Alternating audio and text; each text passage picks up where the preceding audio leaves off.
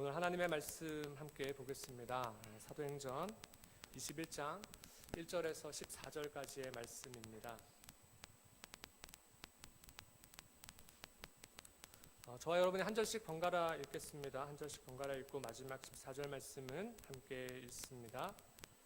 우리는 그들과 작별한 뒤 바다로 나가 배를 타고 곧장 고스로 갔습니다. 이튿날 우리는 로도에 이르렀고 그곳에서 또 바다라로 갔습니다.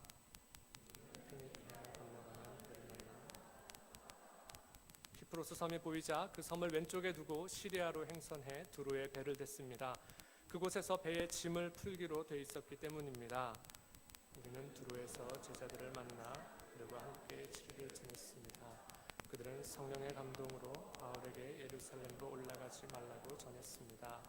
그러나 날이 다 지나자 우리는 두로를 떠나 항해길에 올랐습니다.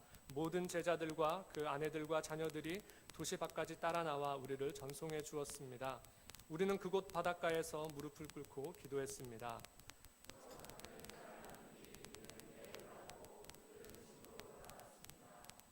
우리는 두로에서부터 여행을 계속하다 돌레마이에 도착해 형제들에게 인사하고 그들과 함께 하루를 지냈습니다. 이튿날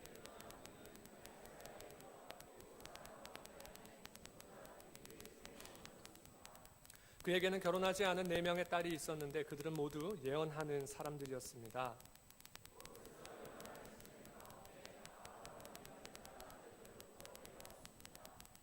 그가 우리에게 와서 바울의 허리띠를 집어 자기 손발에 매더니 이렇게 말했습니다. 예루살렘의 유대 사람들이 이 허리띠 주인을 이렇게 동염해 이방 사람들에게 넘겨줄 것이라고 성령께서 말씀하십니다. 우리는 이 말을 듣고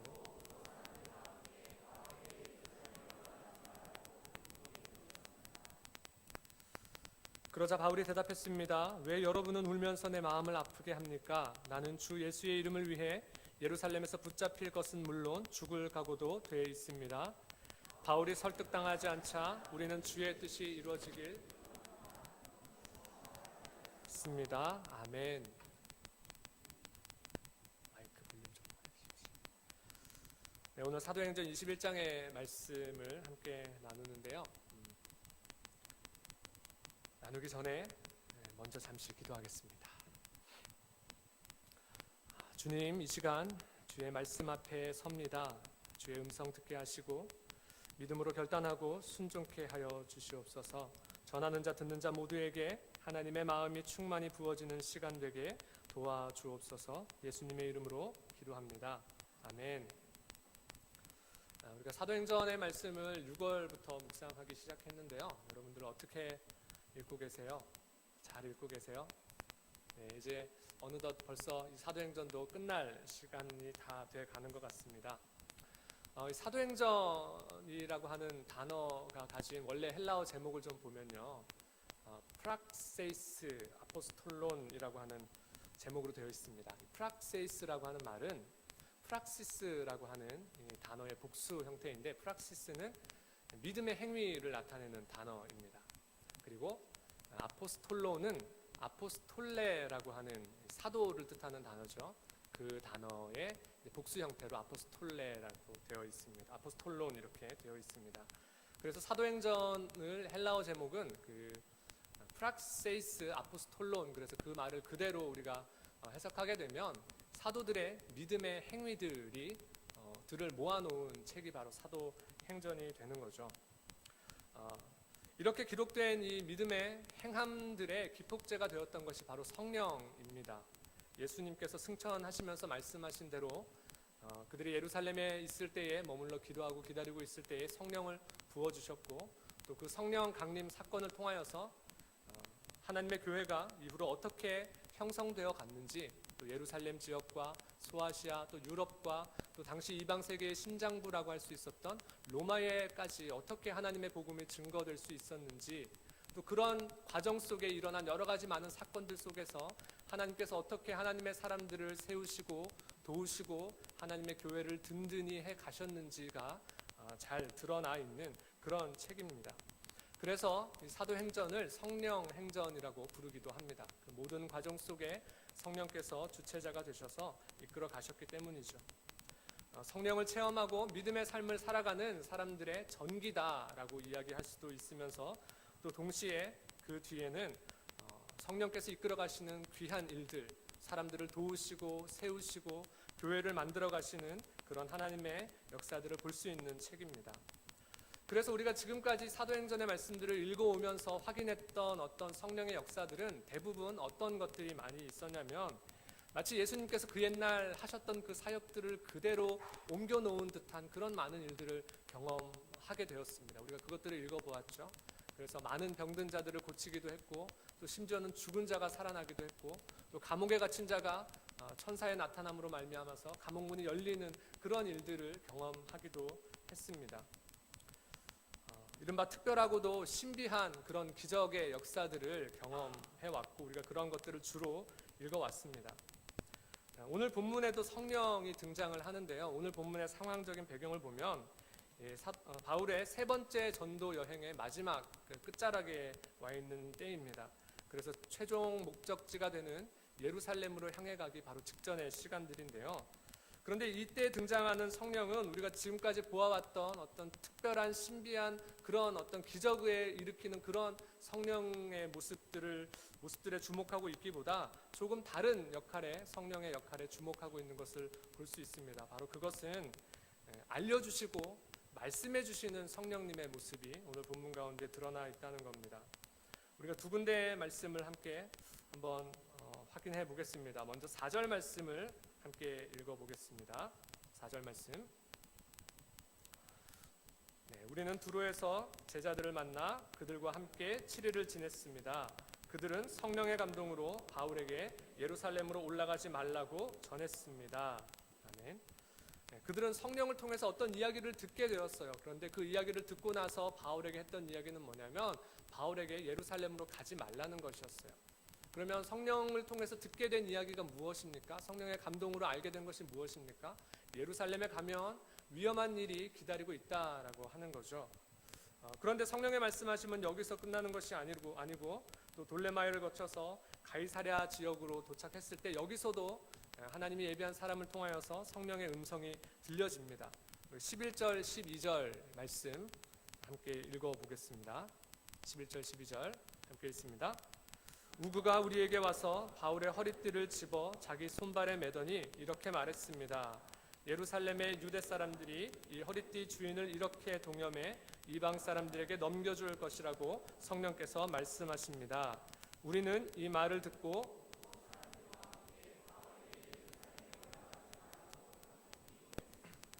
아멘. 한 예언자가 와서 일종의 한 퍼포먼스를 하는데 그것이 어떤 거였냐면 앞에 있는 바울의 허리띠를 들고 자기 손에 이렇게 묶는 거예요. 자기 손에 매면서 이 허리띠의 주인이 누굽니까? 바울이죠. 바울이 예루살렘에 가서 이렇게 매인바 될 것이라는 거예요. 이방인들에게 넘겨지게 될 것이다 라고 구체적인 내용들이 더 확실하게 알려지는 순간입니다. 그래서 그 자리에 함께 있던 바울의 동역자들이 그 이야기를 듣고 바울에게 간곡하게 이야기하죠. 제발 그곳으로 가지 말라라고 이야기합니다. 그런데 사실 바울은 이미 이 이야기들을 알고 있었고 또 지금 이 순간에 이 성령께서 말씀해 주셔서 알게 된 주변인들로 통해서 듣게 된 이런 이야기 전에도 이미 바울은 예루살렘을 향해서 가고자 하는 그런 결정이 있었습니다. 말씀해 보면 그것은 분명한 성령의 이끄심이었고 사도 바울이 그 이끄심 가운데 분명히 순종했다라고 하는 것을 알 수 있습니다. 말씀 두 군데를 함께 더 보겠는데요. 사도행전 19장 21절 말씀을 한번 읽어보겠습니다. 이런 모든 일이 일어난 뒤 바울은 마케도니아와 아가야 지방을 거쳐 예루살렘으로 가기로 결심하고 내가 예루살렘을 방문한 후에 반드시 로마도 꼭 볼 것이다 라고 말했습니다. 아멘. 예루살렘으로 가기로 뭐 했다 그럽니까? 결심했다고 얘기하죠. 왜 이런 결심을 하게 되었는가? 말씀 하나 더 보겠습니다. 사도행전 20장 22절 23절 함께 읽습니다. 그리고 지금 나는 성령의 강권하심 가운데 예루살렘에 가고자 합니다. 그곳에서 내가 무슨 일을 당할지는 알 수 없습니다. 오직 내가 아는 것은 어떤 도시에 가든지 감옥과 고난이 나를 기다리고 있을 것을 성령께서 내게 증거해 주실 뿐입니다. 아멘. 이 바울이 세 번째 전도 여행을 마치면서 마지막 행선지로 예루살렘을 정한 것은 성령의 이끄심이었다는 것이 분명하게 말씀을 통해서 확인되는 것입니다. 그런데 오늘 본문 가운데 나오는 성령의 음성을 들은 다른 바울의 동역자들은 똑같은 사실을 들었는데 바울에게 이렇게 이야기했단 말이죠. 가지 말라고 이야기했단 말이죠. 그럼 여러분, 바울이 들었던 인도하심을 받았던 성령과 오늘 본문 가운데 그 성령의 음성을 듣고 말하는 사람들이 들었던 그 성령의 음성은 다른 것입니까? 아니죠. 그렇지 않습니다. 성령께서 그들 가운데 똑같은 이야기를 하고 계셨던 겁니다. 같은 이야기였어요. 그 내용은 뭐냐면 우리가 말씀을 통해서 확인한 것처럼 예루살렘에 가면 고난을 당한다, 어려움을 겪는다, 감옥에 붙들려 간다라고 하는 내용이었습니다. 바울이 아까 읽었던 20장 23절 말씀에서 이렇게 이야기했죠. 성령께서 바울에게 거듭해서 확인시켜 주신 것은 바로 가는 곳마다, 그 이전부터 이미 바울이 가는 곳곳마다 바울의 마음속에 성령께서 들려주신 음성은 고난이 기다리고 있다는 거였습니다. 감옥이 기다리고 있다라고 하는 그런 내용들이었습니다. 바울을 통해서, 주변인들을 통해서 성령께서 거듭 확인시켜 주시는 것은 네가 가는 길에 고난이 있다라고 하는 것이었습니다. 이들이 서로 다른 이야기를 하는 것이 아니에요. 다만 성령께서 알게 해주신 것에 대한 반응들이 달랐을 뿐이에요. 바울은 순종함으로 가겠다라고 이야기했고, 그 주변의 사람들은 바울을 너무 사랑하고 아끼니까 가면 어려운 일을 당한다고 하니까 만류했던 거예요. 오늘도 동역자들이 듣고 가이사랴 성도들과 함께 바울에게 예루살렘에 가지 말라고 간곡하게 울면서 권합니다. 거의 울면서 간곡히 사정을 한 거예요. 가지 말라고. 그러면 여러분, 어찌 보면 여러분이 바울이라면, 바울의 입장에서라면 그런 이야기들을 듣고 좀 다시 생각해 볼 수 있지 않겠습니까? 이렇게 나를 사랑하는 많은 사람들이 나를 향해서 어려움이 있다고 가지 말라고 그렇게 간곡하게 울면서 이야기하는데 바울이 다른 생각 좀 해볼 수 있지 않겠습니까? 그러면 다른 곳으로 갈까? 예루살렘으로 가지 말고 다른 길을 찾아볼까? 라고 이야기할 수 있지 않겠습니까? 아마도 그 자리에서 울면서 간곡히 부탁했던 사람들은 이런 이야기를 했을 거예요. 바울에게, 바울, 그곳에 가지 않아도, 당신이 예루살렘으로 굳이 가지 않아도 잡혀간다는데 다른 곳에 가서도 얼마든지 좋은 일들을, 의미 있는 일들을 할 수 있을 거예요, 바울. 그러니까 그곳으로 제발 가지 마세요. 우리와 함께 있으세요. 혹은 다른 곳으로 가세요. 라고 그런 이야기들을 할 수 있었겠죠. 그러나 바울의 대답은 그런 것이 아니었습니다. 바울의 대답은 오늘 13절 말씀을 함께 읽어보겠습니다. 함께 있습니다. 13절 말씀. 그러자 바울이 대답했습니다. 왜 여러분은 울면서 내 마음을 아프게 합니까? 나는 주 예수의 이름을 위해 예루살렘에서 붙잡힐 것은 물론 죽을 각오도 돼 있습니다. 아멘. 이렇게 이야기해요. 바울이 이런 결단을 가지게 된 것은 거듭된 성령의 음성에 대한 바울의 응답이었어요. 성령께서 거듭해서 너 이 길 가면 감옥과 고난이 기다리고 있다라고 말씀하시는데, 그렇게 말씀하시고 알려주셨는데, 그 말씀을 통해서 바울은 마음에 어떠한 하나님의 거룩한 부담을 가졌냐면 하나님의 이런 질문을 받은 거예요. 바울아, 너 그래도 이 길을 갈 거냐? 너 그래도 여전히 이 길을 걸어갈 거냐라고 물어보시는 거예요. 그 물음 가운데 바울은 네 주님 가겠습니다 라고 대답했던 거죠. 여러분, 이것이 바울이니까 할 수 있는 대답이라고 여러분 혹시 생각하십니까? 만약에 그렇게 생각하고 계신다면 우리는 예수를 잘못 믿어도 한참 잘못 믿고 있는 거예요. 바울이라서 그렇게 대답할 수 있는 것이 아닙니다. 여러분, 본래 믿음의 길이라고 하는 것은요, 내 주님 가겠습니다 라고 이야기하는 것이 믿음의 길입니다. 여러분, 그렇게 동의하십니까? 동의 안 하시는가 봐요. 예수님을 따르는 길에 무슨 일이 있을지 모르겠지만, 내가 예수님을 믿는 길에 어떠한 일들이 다가올지 모르겠지만, 그러나 나는 예수님을 향한 이 길에서 벗어나지 않겠습니다. 나는 끝까지 예수님을 따라가겠습니다. 내 주님이라고 대답하는 것이 우리의 믿음의 길이라고 하는 것입니다. 예수님은 단 한 번도 나를 믿고 따르는 길이 편안하고 안락한 길이고 복된 길이다라고 말씀하신 적이 없어요. 세상이 말하는 그런 복된 길이요. 마태복음 8장에 보면 예수님께서 많은 병자들을 고치시니까 수많은 사람들이 몰려들어요. 그런 상황 가운데 예수님이 저기 건너편으로 가자고 말씀하시고 옮겨가십니다. 그런데 그 와중에 한 서기관 한 사람이 나와서 예수님에게 이렇게 와서 이야기합니다. 예수님, 선생님이요, 당신이 어디로 가시든지 저는 당신을 따르겠습니다 라고 이야기합니다. 예수님이 그 사람에게 뭐라고 하셨냐면 여우도 굴이 있고 공중의 새도 거처가 있는데 인자는 나는 머리 들고 쫓아 없다라고 말씀하셨어요. 그 말은 여러분 무슨 얘기입니까? 나를 따른다고 해서 안정된 주거가 보장되지 않는다는 거예요. 너 그것을 바라보고 나를 따라오지 말라라고 그 사람에게 말씀하신 겁니다. 마태복음 7장에 보면 예수님이 또 이런 말씀을 하세요. 좁은 문으로 들어가라. 그 생명으로 인도하는 문은 좁고 길이 협착해서 찾는 자가 적다라고 말씀하세요. 이게 무슨 얘기예요? 문이 좁고 그 길이 험하니까 사람들이 그 길로 오지 않는다는 거예요. 생명으로 향하는 문, 예수 그리스도를 향하여 사람들이 오지 않는다는 거예요. 그럼 무슨 말이에요? 생명을 얻기 위해서 다른 길들을 향해 간다라고 하는 말씀이죠. 마가복음 8장에도 보면 예수님이 이렇게 말씀하세요. 인자가 많은 고난을 받고 버림받아 죽임을 당하고 사흘 만에 다시 살아나야 한다라고 말씀하시니까 베드로가 예수님께 막 항변을 합니다. 뭐라고 이야기하냐면 예수님의 그런 꼴을 보려고 우리가 예수님 따라온 줄 아세요? 예수님 무슨 그런 말씀을 하세요? 섭섭합니다. 예수님 그렇게 하지 마세요 라고 성경에는 나와 있지 않지만 아마도 베드로는 그런 마음으로 예수님께 항변했을 거예요. 예수님이 뭐라고 하시는지 아세요? 베드로에게 사탄아 그래요. 사탄아 내 뒤로 물러가라 그래요. 그러고 하시는 말씀이 네가 하나님의 일을 생각하지 않고 사람의 일을 생각하는구나. 누구든지 나를 따라오려거든 자기를 부인하고 자기 십자가를 지고 나를 따라야 한다. 누구든지 자기 목숨을 구원하고자 하면 잃을 것이요 누구든지 나와 복음을 위하여 목숨을 잃으면 구원하리라 라고 예수님이 그렇게 말씀하셨어요.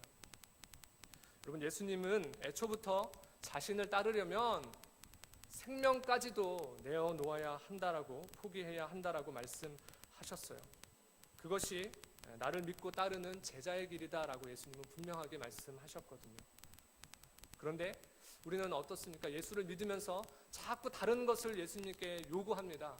예수님, 내가 당신을 믿을 테니, 내가 당신을 이렇게 예배하고 이렇게 따르고 믿을 테니 주님 나에게 이런 것 좀 해 주십시오라고 그렇게 요구한다는 거죠. 믿음의 본질은 그게 아닌데 말이죠. 예전에 우리나라가 좀 못 살던 시절에 예수 믿는 분명한 이유가 한 가지 있었습니다. 뭐였을까요? 잘 먹고 잘 사는 거예요. 그죠? 옛날에 어려운 시절에.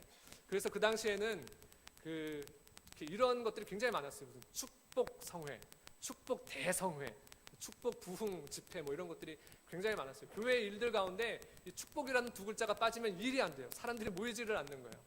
그런 시절이 있었어요. 그런데 그런 시절에 수많은 사람들이 예수님께 돌아왔어요. 믿음을 고백하게 됐고요. 예수님을 믿게 됐고요. 또 실제로 교회가 수적으로 부흥하고 많은 대형 교회들도 생겨나고 수많은 사람들이 그 시절에 물질의 축복을 위해서 주님 앞에 간구했어요. 왜? 지금 당장 어려우니까, 먹고 살기 힘드니까. 그리고 더 놀라운 것은 하나님이 그런 기도 가운데 응답해 주셨어요. 수많은 사람들이 예수 믿고 일들이 잘 되었어요. 그래서 많은 사람들이 야 내가 예수 믿고 복 받았다 간증하고 다녔어요. 또 하나님께서 수많은 사역자들을 세우셔서 놀라운 성령의 은사들이 나타나게 하셨어요. 기도원마다 막 병 고침의 은사들이 났었어요. 그런 놀라운 응답들을 하나님이 해주셨어요. 여러분 우리나라는 어땠습니까? 경제적으로 엄청난 번영을 이루었죠. 그 시간들을 통해서 많은 사람들이 부와 풍요를 누리게 되었어요. 하나님은 그런 시대를 통해서 우리에게 분명하게 놀라운 축복을 부어 주셨어요. 물론 그런 것들이 그 시대에 특별히 도우시고 역사하신 하나님의 분명한 은혜라고 저는 생각합니다. 고달프고 힘들었던 사람들의 마음을 위로해 줬고요. 기독교가 그죠? 그리고 정말 내 삶의 자리가 이렇게 척박한데 나는 어떻게 살아가야 하지라고 절망 가운데 있던 사람들이 소망 가운데 살아갈 수 있도록 많은 사람들을 인도했습니다. 그래서 많은 부분들 가운데 긍정적인 요소들이 있었습니다. 아마도 그런 일들 가운데 또 그 시대의 목회자들은 그렇게 쓰임 받았던 것으로 믿습니다. 그러나 한 가지 안타까운 것은 우리가 그런 시대를 살아오면서 배우지 못한 것이 한 가지 있었어요. 목회자들이 가르치지 않은 것이 한 가지 있었어요. 바로 그것은 내가 예수 잘 믿고 안락함을 누리고 부유함을 누리는 것이 믿음의 전부가 아니라고 하는 사실이에요. 성경은 분명하게 이야기합니다. 예수를 믿고 따르는 길에는 부와 풍요만이 있지 않다라고 말씀하세요. 애초부터 믿음의 길은 세상이 이야기하는 가치와 정반대에 있는 것이라고 성경은 그렇게 우리에게 분명하게 말씀합니다. 그러므로 우리는 믿을 때에 내가 왜 예수를 믿는지를 분명하게 생각하고 믿어야 됩니다. 자, 그럼 우리가 부와 풍요를 위해서 믿는 것이 아니라면 여러분들은 예수를 왜 믿고 계십니까? 예수를 왜 믿고 계십니까? 예수가 여러분에게, 나에게 누구이기에, 예수가 무슨 어떤 일을 했기에 우리가 예수를 믿고 있습니까? 성경에 보면 예수님께서 네 믿음이 크다, 너를 구원했다라고 말하는 몇몇 사람들이 나와요. 되게 많지 않아요. 몇몇 사람들이 나오거든요. 근데 그 사람들의 공통점이 뭐였는지 아세요? 자신의 가장 절박하고 필요했던 어떤 문제들이 한 가지씩 있었어요. 그런데 그 문제를 해결하기 위해서 자신이 할 수 있는 모든 것들을 다 해보았어요. 그런데 해결할 수가 없었어요. 그렇게 절망 가운데 빠져 있을 때 그들이 예수님에 대한 이야기를 들었어요. 이제 그들은 예수님을 자기 인생의 최후의 보루로 생각했어요. 자기가 붙들어야 할 전부로 생각했어요. 그렇게 예수님 앞에 예수님을 전부로 고백하고 나온 사람들을 향하여서 예수님이 그들의 병을 고쳐주셨고, 네 믿음이 크다라고 말씀하셨고, 네가 구원받았다라고 그렇게 예수님이 말씀하셨다는 거예요. 여러분, 이 믿음의 사람들의 이야기는 우리에게 이것을 말해줍니다. 그들이 다 제각각 삶에서 그 어떠한 노력과 수고를 기울였지만 해결할 수 없었던 그 한 가지 문제, 그것이 저와 여러분에게도, 이 땅을 살아가는 모든 이들에게도 한 가지 문제, 적어도 한 가지는 그 문제가 있다라고 하는 거예요. 성경은 우리에게 그것을 죄의 문제라고 이야기하죠. 그 죄의 결과로 이 땅 가운데 죽음이 주어졌지 않습니까? 그래서 사람이라고 하면 누구나 다 죽음을 두려워해요. 죽음을 조금 늦출 수는 있을지 몰라도 결코 피할 수 없다라는 것을 압니다. 그래서 사람들이 죽음 앞에 직면하게 되면 두려워하는 마음이 생기고, 또 죽음 이후의 세계에 대해서도 생각하게 됩니다. 거의 본능적으로 종교가 있든지 없든지 죽음 앞에 서면 죽음 이후를 사람들이 생각한다는 거예요. 제가 청년 시절에 그 동남아시아, 정확히 어느 나라인지는 기억이 잘 안 나는데요. 동남아시아 한 국가에 이제 단기 선교를 간 적이 있어요. 가서 이제 차를 타고 지나가는데 옆에 이렇게 큰 사원이 있는 거예요. 그 사원 안에 이렇게 너비도 다르고 높이도 다른 탑들이 막 이렇게 서 있는 거예요. 그래서 선교사님께 여쭤봤어요. 선교사님, 저 안에 있는 저 탑들이 왜 다 이렇게 모양도 다르고 이렇게 뭐가 다릅니까? 저게 뭡니까? 이렇게 여쭤봤더니 그 선교사님이 하시는 말씀이, 이 나라 사람들은, 자, 부자들이 돈 있는 사람들은 죽을 때 그 사원에다가 자기가 가진 전 재산을 기부를 한답니다. 그런데 무슨 좋은 일들을 하기 위해서, 무슨 이렇게 약한 자들을 돕기 위해서, 선한 일에 쓰기 위해서 기부를 하는 것이 아니라 자기 영혼을 위해서 기부를 하는 거예요. 그러면 이제 그 사원은 그 돈을 받아서 뭘 하는지 아세요? 그 돈의 규모와 액수에 맞게 이 크기대로 탑을 쌓는 거예요. 그래서 돈을 많이 낸 사람은 크게 탑을 만들고 높이 해가지고 그 안에 이제 자리를 하나 만들어주는 거죠. 그리고 그렇게 이제 자신의 모든 돈을 기부하고, 사람들은 그렇게 믿는 거죠. 내가 이 땅에서 떵떵거리며 돈을 가지고 이렇게 살았던 것처럼 내가 죽음 이후에도 이렇게 살아야지, 이렇게 살 수 있다라고 믿고, 강력하게 믿고 그런 일들을 하고 있는 거죠. 어떤 형태로든 사람들은 죽음 이후에 대해서 생각하고 살아간다는 겁니다. 그럼 우리가 소위 죽은 다음에, 그러면 소위 말하는 천국이라고 하는 곳을 가기 위해서 여러분 예수를 믿습니까? 예수 믿으면 구원받는다고 하니까, 그 구원이라는 것을 받기 위해서 예수 믿습니까? 여러분, 만약에 내가요, 저는 구원받기 위해서 예수님을 믿습니다 라고 말한다면, 한편으로는 맞는 말이지만 그러나 정확한 믿음의 언어는 아닙니다. 왜 그러냐면, 그러면 다른 종교도 천국을 이야기하거든요. 다른 종교도 극락을 이야기하지 않습니까? 돈 많이 내고 큰 탑 쌓으면 좋은 곳을 가요. 또 어떤 종교는 수많은 선한 일들을 쌓으면 구원받는다고 이야기해요. 천국에 간다라고 이야기해요. 또 옛날에 부패했던 가톨릭 교회는 뭐라고 했습니까? 면죄부를 사면 가는 거예요. 그리고 헌금함에 땡그랑 돈 집어넣으면 그 소리가 딱 들릴 때 연옥에 있던 영혼이 천국으로 옮겨진다라고 그렇게 얘기하지 않았습니까? 만약에 우리가 구원받기 위해서 예수 믿는다라고 이야기한다면 그것으로 우리 믿음의 이유를 전부 설명할 수 없다는 거예요. 턱없이 부족한 거예요. 다른 곳에도 천국이 있으니까. 그렇죠?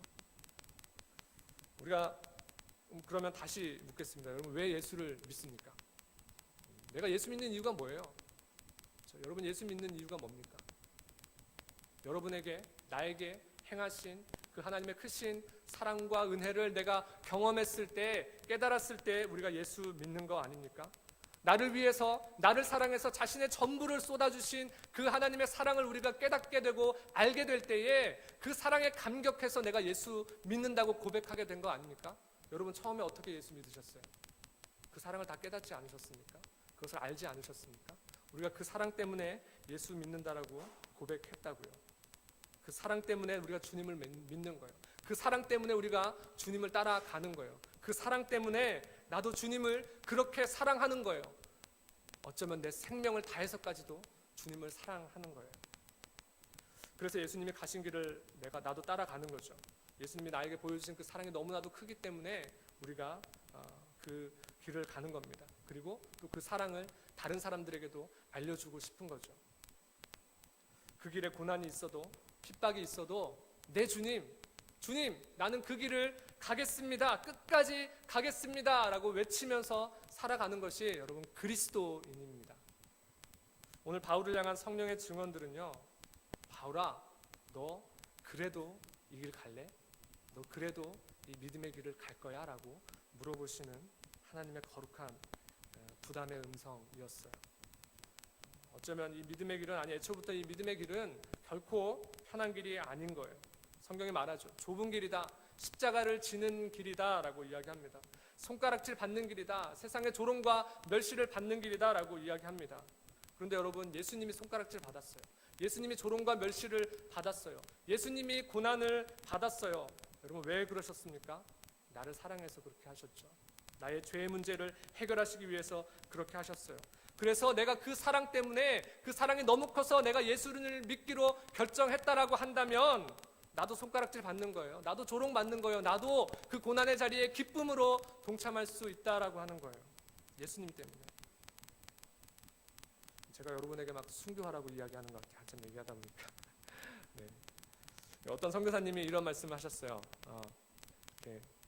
하나님이 순교 아무나 시키지 않으니까 여러분들 걱정하지 마시라고 그렇게 말씀하시는 선교사님도 있더라고요.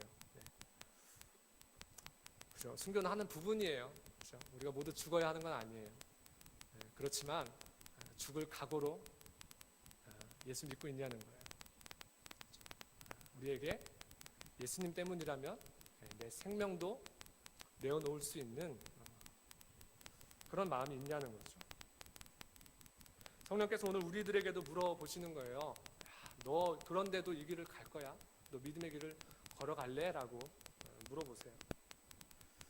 내가 예수 믿음을 통하여서 어쩌면 내가 바라고 소망했던 그 어떤 일들이 내게 일어나지 않았어도, 내가 바라고 원했던 일들이 일어나지 않았어도, 내가 예수 믿고 정말 내 삶 가운데 어떤 뭐가 잘 되고 그런 일들이 일어나지 않았어도 여러분 그것이 과연 내가 하나님 앞에 실망할 이유가 되고 내가 하나님을 원망할 이유가 되는 겁니까? 아니죠. 나를 위해서 전부를 쏟으신 그 사랑이면 우리가 충분한 거 아니겠습니까? 그것이 우리 믿음의 이유가 되어야 하는 것이죠.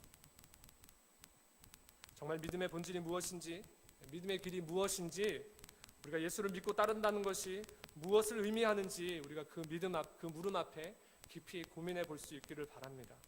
그리고 나의 믿음의 이유가 정확하게 무엇인지 결론 지어지셨다면 다른 그 어떤 세상의 부나 좋은 것들을 쫓아가기 위해서, 얻기 위해서 예수 믿는 것이 아니라, 죽음 이후에 두려운 그 어떤 것을 해결하기 위해서 예수 믿는 것이 아니라 예수님이 나를 위해서 가신 그 길 때문에, 그 사랑 때문에 내가 예수를 따른다고 한다면 오늘 바울의 결단과 대답은 바울만의 것이 아니라 저와 여러분 우리 모두의 고백이 되어야 하는 줄 믿습니다.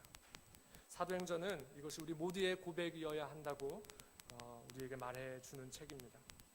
하나님은 이미 예수 믿는 것이 어떠해야 함을 예수님을 통해서 수도 없이 말씀해 주셨습니다.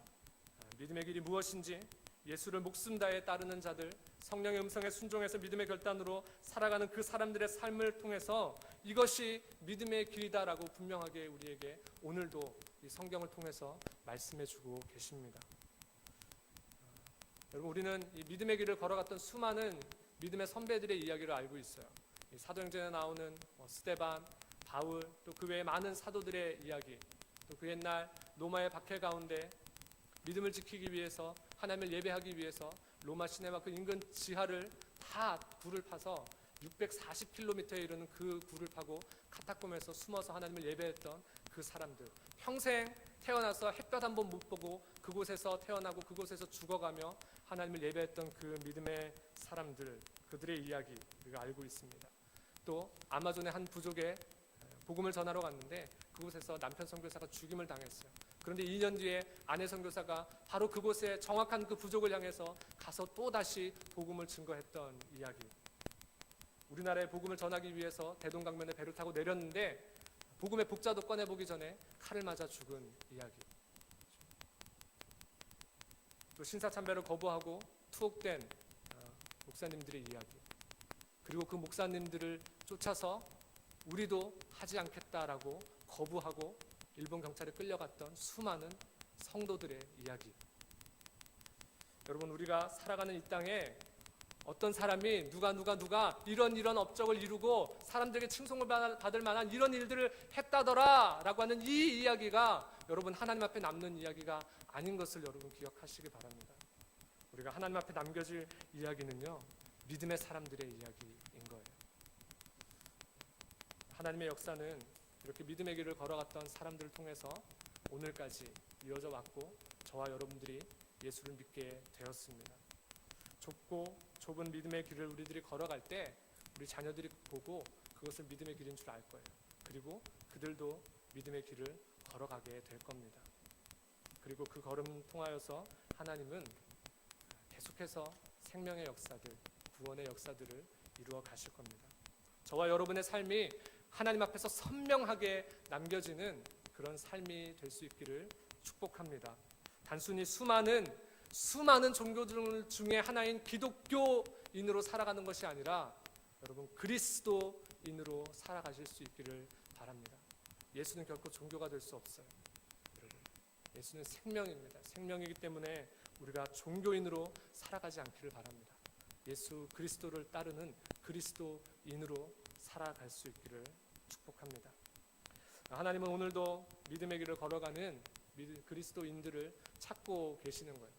우리가 살아가는 세상이 어찌 보면 참 암담하잖아요. 수많은 죄악 가운데 있으면서도 그래도 아직까지 이 세상이 멸망하지 않고 그래도 굴러가고 있는 것은요, 세상 어느 곳에 가서 살아가고 있는 믿음의 사람들 때문에 그렇습니다. 이 자리에 계신 분들, 여러분들 믿음의 사람들이십니까? 제가 감히 다 믿음의 사람들이라고는 말씀 못 드리겠어요. 하나님이 아시겠죠. 우리가 그런 믿음의 사람으로 살아갈 수 있기를 바랍니다. 오늘 이 자리에 계신 분들 중에 정말 백날 예수 믿어도 변화되는 거 하나도 없고 더 어려워지기만 하고 그런 것들을 혹시 경험한다고 해도 그렇지만 그것이 예수 믿는 것의 목적이 아니기 때문에 여러분들 낙심하지 않기를 바랍니다. 실망하지 않기를 바랍니다. 내 형편과 상황이 어떠하든지 오늘도 나를 위해 전부를 쏟으신 그 사랑 때문에 내가 믿음의 길 위에 서 있으리라 라는 결단으로 살아가는 저와 여러분 되기를 바랍니다. 너 그래도 그 길을 가겠느냐? 성령이 주신 그 거룩한 부담 앞에 바울은 오늘 이렇게 대답했습니다. 내가 달려갈 길과 주 예수께 받은 사명 곧 하나님의 은혜의 복음을 전하는 일을 마치려 하면은 나의 생명조차도 조금도 귀한 것으로 여기지 아니하노라. 아멘. 그리고 바울이 마지막으로 유언과도 같은 그런 편지를 남겼죠. 디모데후서 4장 7절 8절 말씀인데요.